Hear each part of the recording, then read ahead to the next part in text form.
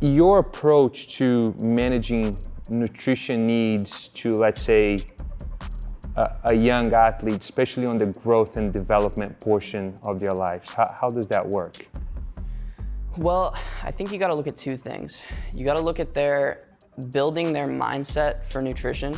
So setting them up to be a successful adult, whether they continue to play or they are just going to be somebody who's, a general population person.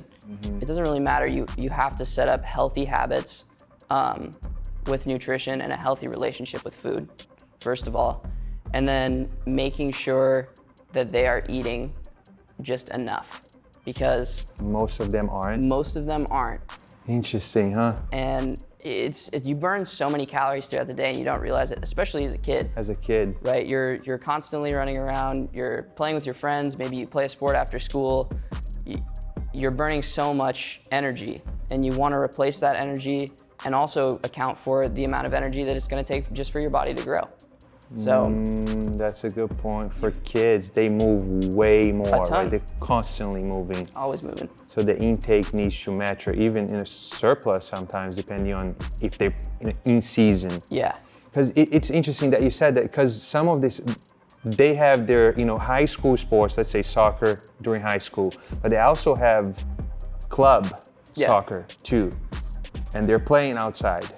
It's the weekends, the tournaments during the weekends as well. Right. So what's that conversation with, even not just with the kid, but with the parents as well? I think education is something that the parents should be seeking out. Just like, not even like, going to school or something. I'm talking merely about like, what should I be feeding my kid and what can I tell them so that they have a healthy relationship with food moving forward. Like, you want to really have a split. I never tell people like there's good and bad foods.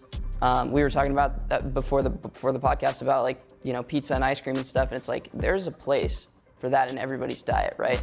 But you also have to teach kids like, okay, you can eat this sometimes, but then in order to perform and feel good, we're gonna have, we're gonna add vegetables into this meal. We're gonna, add some clean sources of like carbohydrates.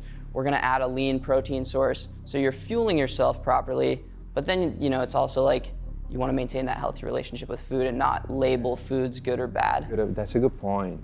That's a very good point. Thank you so much for watching, and I really hope you enjoyed this video. And if you did, please subscribe down below. And if you're interested to learn more and watch the full interview, click down here. I'll catch you soon. Have a good one.